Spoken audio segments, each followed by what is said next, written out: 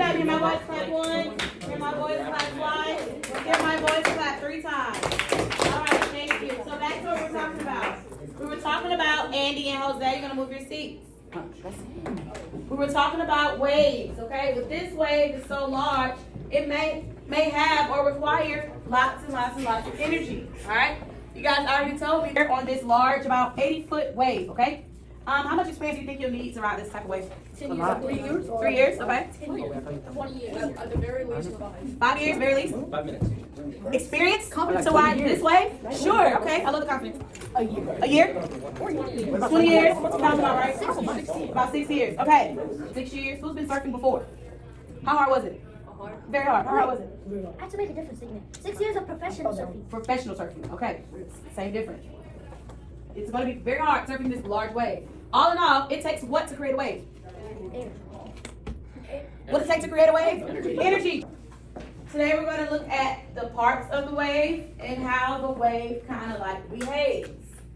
So we know there are 2 main types of waves. One is mechanical. Remember the card story yesterday? We saw the card, we looked at the 2 types of, or 4 types of mechanical waves. And then the EM wave. We'll look at the EM spectrum next week, right? Today we're going to look at the 2 types of mechanical waves, all right? Where it says mechanical waves, this is what we're talking about. At the top, it says 2 types of mechanical waves. Waves are classified according to how they travel through a medium. That's your filling in. Medium. Through a medium. Can someone remind me with the quiet hand from yesterday? What's a medium? Micah? Solid, liquids, and gases. Or our 3 states of matter. Good job, Micah. Now, we have 2 types of mechanical waves. One that looks familiar. Kind of looks like waves in the pool, waves at the ocean, at the beach, in the ocean. And then one looks like a slinky. I want you to draw both of these replicas where it says A and B. Go ahead and draw A, the transverse wave. Make sure you have that bolded line through the middle. Make sure you put your lines through that bolded line. We're going to talk about the parts in just a second. Where it says, right here, the medium right there. A and B, medium. And then B, you're drawing the wave that kind of looks like a slinky. We call that longitudinal. Okay? Go ahead and sketch your wave really quick. Take 30 seconds, sketch your wave.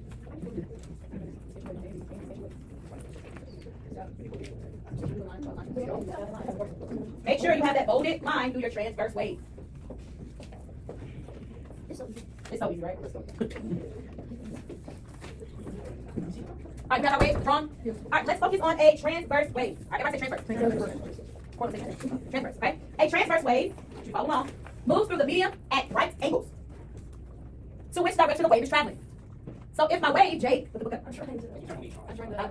if my wave, J, is moving from left to right, my medium is moving perpendicular, meaning it's going to move up and down.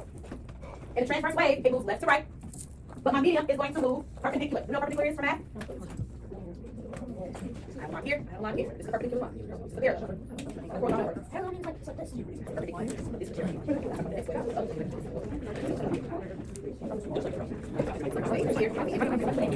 Alright, think of it.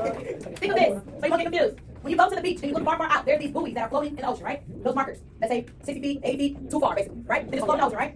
You never seen them? Well, it's a small buoy, okay? Probably go far, right? Probably go far. They have markers in the ocean at the beach where you probably can't go fast, right? They're just floating. What's the motion of the wave? Describe it. Show your hands. Describe the motion of the wave. Up and down, like this, okay? The wave is coming to shore. It's coming towards you to shore. That buoy is not coming to you at shore. That buoy is just moving up and down, up and down. Think of that as a medium. Your medium, your solid liquid gas on the transverse wave, is just going to move up and down on that wave, okay? Think of it as a buoy. As the water is coming in towards you, that wave is coming, the buoy is just going up and down, perpendicular to the wave, okay? Confusions? Picture that when you think of a transverse wave and a medium. Questions, comments, and turns. As the transverse wave moves in one direction, the particles of the medium move perpendicular to the wave or across it. So it's going to move up and down, and up and down, and up and down, okay? Do we understand? We're going to look more visuals tomorrow. So just notes. All right, let's look at the parts of the wave. The first part of the wave, that very top part of the wave is called a crest. Should be writing a crest. Should be writing a crest.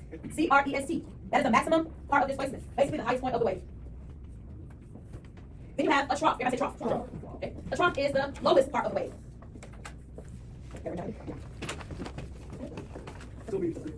And then that bolded middle line that I had to draw for your example is the resting point. That kind of acts like your axis. That's the baseline. Okay? But there's no disturbance. Alright?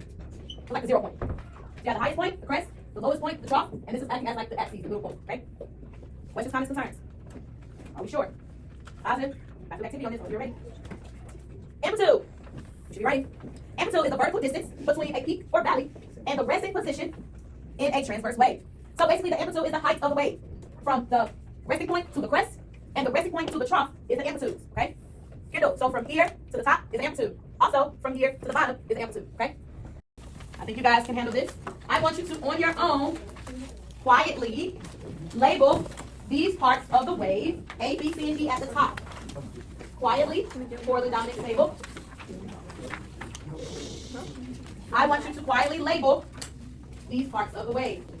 Shh. We just went through the 4 parts, fellas. We just went through the 4 parts of the wave. We're on transverse. Flip it over. Flip it over. Flip it over. Not your hand. Label those 4 parts. The words are at the bottom. Just label it at the top. A, B, C, and D. All right. What I want you to do now, talk to your table. 30 seconds. Compare your answers. Ready, go. I say copy your answers. Just compare your answers. What do you have? Compare to your neighbor. Go.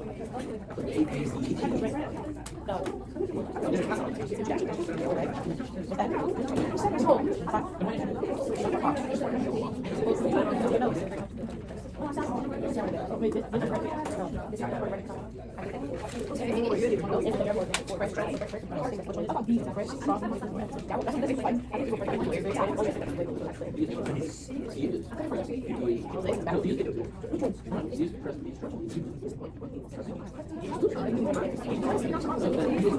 right, let's look at it. We're having some troubles. Let's look at A. A looks like it goes from one point to another. Yahara, what did you put? That distance between that one point to the next point. A wavelength. Thank you. That's how long that wave is from top to top. Good job, Yahara. So Karma, look at B. What is B pointing to? It's like the arrow. Look what the arrow is measuring. Where's the arrow pointing to? The bottom, the middle line, right? To what? The middle line to what part? The top. So what do we call that? From the resting point to the top, what do we call it? Is it Karma? Huh? Not the crest. What do we call it, Dominic? The amplitude. Good job. The amplitude. That is the height of my wave. From the resting point to the top of the wave is my amplitude. Let's look at C. Megan, what's C? The trough. Good job. The trough is the very, very bottom of the wave. Okay. Jake, what's D? Amplitude. No. D as in dog. D isn't. Can I have a note? We just said B was the amplitude. So D cannot be amplitude, sweetheart. Can I have a note? No. If we said B was amplitude, you should be race D being amplitude. Go ahead and erase off your paper. That's not right. Ava, what's D? The crest. Good job. The top part of the wave. Fix your answers. A is wavelength. B is amplitude. And the words are at the bottom for you. C is the trough. And D is the crest. Do we understand what those words are on our own? Yes. Are we sure? Yes. Take 1 minute at the very bottom.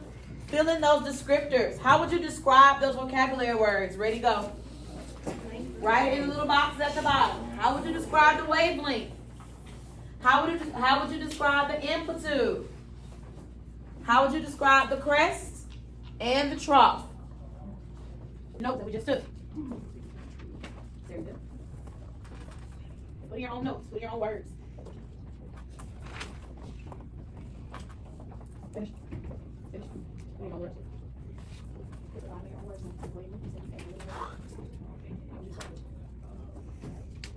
Okay, right there. There you go. Right away. Okay, good job. PJ, okay. Okay, I'm looking.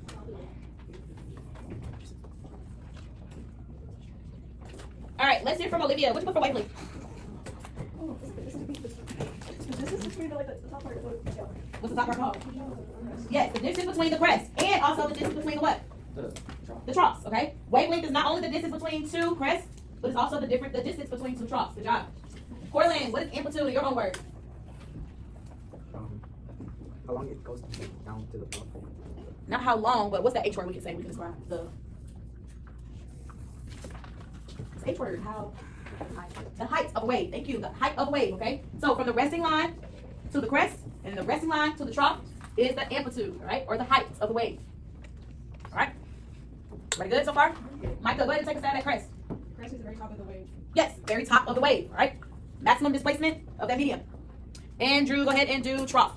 It's the lowest point of the wave. The very lowest point of the wave, minimum displacement, okay? Let's go back to our notes. We're going to finish up with longitudinal. Let's look at a longitudinal wave really quick. Go back to your graphic organizer. All right, really quick. A longitudinal, thank you. A longitudinal wave moves parallel to the direction of the wave, okay? The medium, the comma, moves parallel. So if my wave is moving downward, so is my medium, okay? If my wave is moving in this direction, so is my medium. Think of a slinky. Everybody know what a slinky is, right? That's kind of like an old school toy we played as kids. Still use it. People still use Swinkies? Yeah, I haven't seen a Swinkie on sale in a long time. No. You know what a Swinkie is? I'm sure I would have. That's why you pull it up, pull it apart together, and just spin. No? Okay, I know what a Swinkie. Alright, so think of a longitudinal axle adjacent. Longitudinal wave as a Swinkie, okay? The medium is gonna go back and forth down the wave. Alright? Questions? Comments? The wave is moving parallel, the medium is moving parallel to the wave. Not like the transverse wave where it moves up and down. It moves back and forth. Alright? First part of the wave. Everyone say compression. Alright, take your hands and do this. Compression. Everybody take your hands and do this. Alright, compression. They are tightly packed particles. Where do we get tightly packed particles from? From your ear. Solid. From my ears? No. From unit 1, where we know we have tightly packed particles in what? Solids. So, when we have compressions on a longitudinal wave, they are tightly packed. The medium is tightly packed, okay? Everyone say rarefaction. Rarefaction. Not refract. Rarefaction. Okay? Rarefaction is going to come when we talk about lenses. That's another word, whole different meaning. But rarefaction is the particles that are spread out on a wave, okay? So if you drew your wave correctly, where it's darkly shaded, that is a compression. Where it's lightly shaded and your loops aren't really touching, that is a rarefaction, right? Now, you still have the same two words like amplitude and wavelength to talk about a longitudinal wave, but they are different. On a longitudinal wave, the amplitude is from the start of the compression to the end of the compression, or the start of the rarefaction to the end of their rarefaction, right? Amplitude is a little bit different on a longitudinal wave. From start of completely tight to the end, and then as soon as it loosens up, to the other point where it loosens up before it gets back tight, that is the amplitude. Okay? Where it's constant.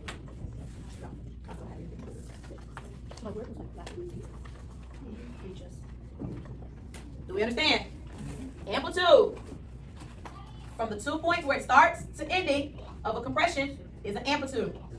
Only from compression to compression. Okay? On longitudinal waves, wavelength is only from compression to compression. Only from compression to compression. Alright? Now, as your exit ticket, flip over on your model sheet. On the back side of it, you have transverse wave, longitudinal waves. On your model sheet, or we model here, your model sheet, flip over where it says longitudinal wave. I want you to label using those 4 words at the bottom. Label your compression, label your refraction, label the wavelength, and label the amplitude. 2 minutes, go. At the top, we should be labeling. At the top, we should be labeling. Compression, what percent compression was? I made you do your hand like this. Understand what compression was. When you compress something, we're putting it together.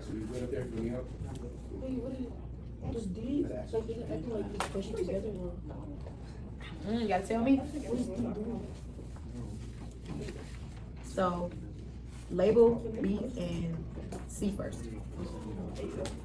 Label B and C first.